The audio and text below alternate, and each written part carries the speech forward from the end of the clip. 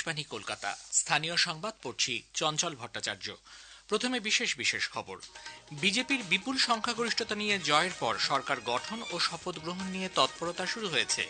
আগামী রবীন্দ্র জয়ন্তীর দিন নতুন মন্ত্রিসভার শপথ গ্রহণ অনুষ্ঠান আয়োজিত হওয়ার সম্ভাবনা।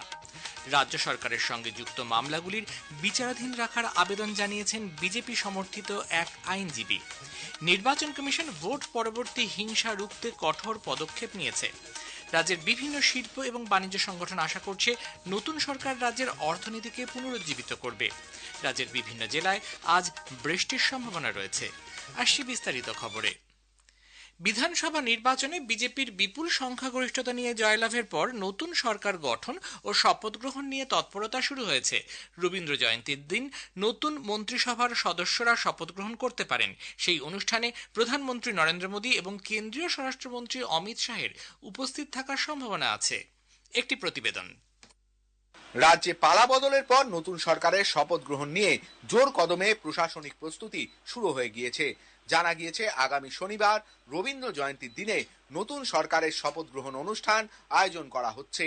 প্রাথমিকভাবে লোকভবনে শপথ অনুষ্ঠানের পরিকল্পনা করা হলেও রেড রোড বা ব্রিগেড ময়দানে সমাবেশ আয়োজন করারও বিকল্প পরিকল্পনা আলোচনায় রয়েছে। প্রধানমন্ত্রী নরেন্দ্র মোদী এবং কেন্দ্রীয় স্বরাষ্ট্রমন্ত্রী অমিত শাহ ওই শপথ গ্রহণ অনুষ্ঠানে উপস্থিত থাকতে পারেন। নতুন সরকার গঠনের আগে নির্বাচন কমিশন নিজেদের অংশ নিয়ে তৎপরতা শুরু করেছে।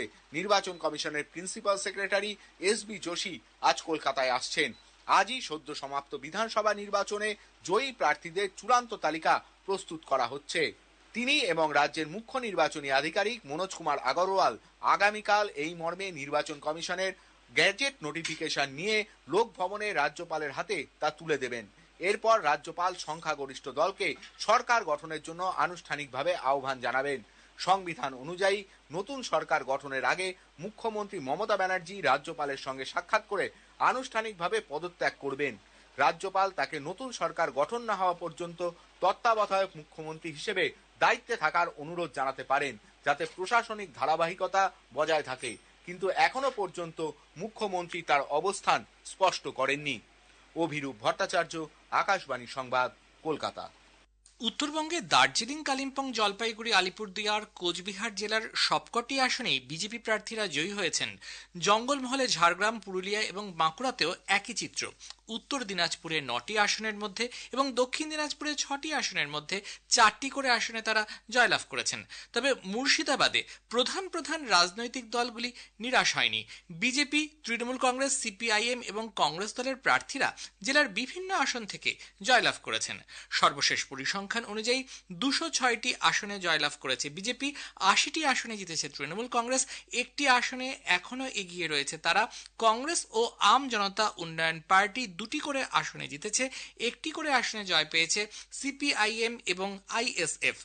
কলকাতার বেলেঘাটা আসনে তৃণমূল কংগ্রেসের কুণাল ঘোষ, চৌরঙ্গিতে নয়না ব্যানার্জি, কলকাতা বন্দরে ফিরহাদ হাকিম, বালিগঞ্জ আসনে শোভনদেব চট্টোপাধ্যায় জয়ী হয়েছেন। উত্তর 24 পরগনার 33টি আসনের মধ্যে বিজেপি 23টিতে জয়লাভ করেছে। তৃণমূল কংগ্রেস জয়ী 9টি আসনে। রাজারহাট নিউ টাউন কেন্দ্রে এখনো এগিয়ে তারা, ফল ঘোষণা হয়নি এখনো পর্যন্ত।